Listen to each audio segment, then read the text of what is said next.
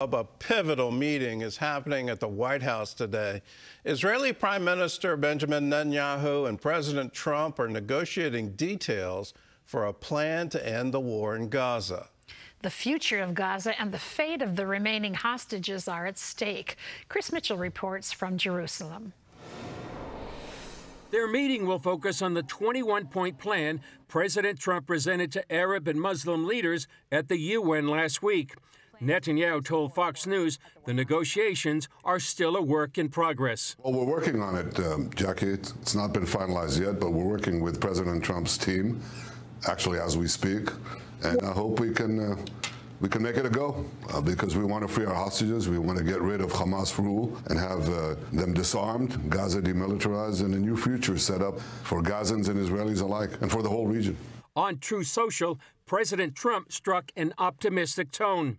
We have a real chance for greatness in the Middle East. All are on board for something special. First time ever. We will get it done. Details of the 21-point plan include Gaza to become a de-radicalized, terror-free zone. If both sides agree, the war ends immediately, and the IDF withdraws gradually. Within 48 hours of Israel's acceptance, all hostages, alive or deceased, returned. Gaza run by a temporary government until the Palestinian Authority reform is complete. It's not clear if Hamas has seen the proposal, but parts of it could be a tough sell in Israel. Prime Minister Netanyahu has repeatedly rejected any role for the Palestinian Authority in post-war Gaza or the creation of a Palestinian state. It's probably one of the most consequential meetings in the history of Israel since the 1948. I'll be that adamant. The conversation right now and the concern in Israel, and for all those who are Zionists, Jews and non-Jews from around the world, is President Trump's statement last week, where he came out very adamantly and said he will not let Netanyahu declare sovereignty in Judea and Samaria. Oren Seliger of the Yesha Council, which represents more than 500,000 Israelis, says a number of mayors who support declaring sovereignty flew to the U.S. to meet with Netanyahu.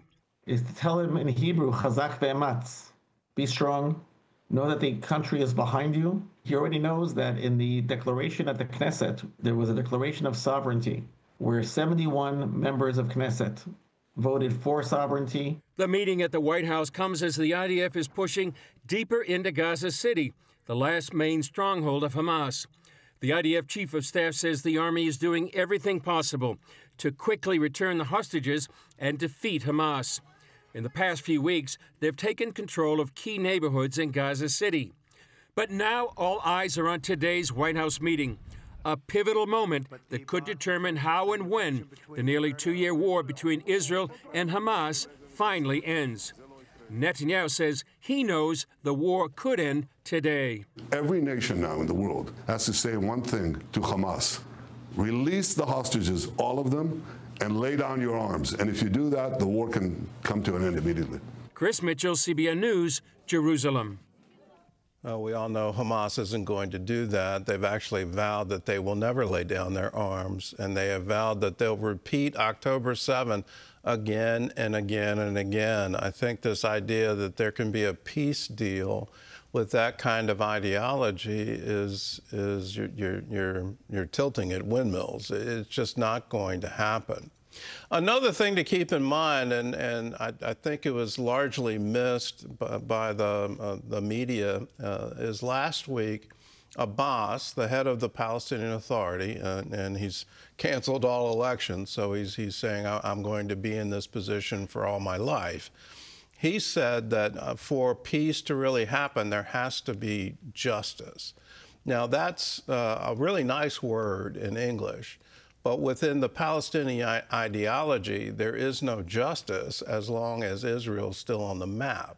That has been their call, and it's part of the charter of Hamas, that for justice, you have to free Palestine from the river to the sea, which means there's no Israel.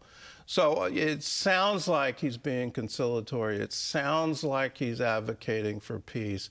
But the reality is no, he's advocating for his deeply held ideology, which means we are going to pay terrorists based on how many Jews they kill. We're not going to stop until Israel is wiped off the map. How do you ever have peace with that? If that is your thought, if that is your commitment, if that's what you're going to train your children and your grandchildren in, how can Israel ever have peace? I think it's a complete illusion. The important thing right now is to focus. Who started this? It was Hamas. They completely controlled Gaza. The IDF wasn't there. Israel wasn't involved. They had complete freedom to do whatever they wanted in that territory. What did they choose to do? Build rockets, build tunnels, launch a horrific attack against the southern part of Israel. That is who started this, and that is where it's going to end when Hamas is completely dismantled.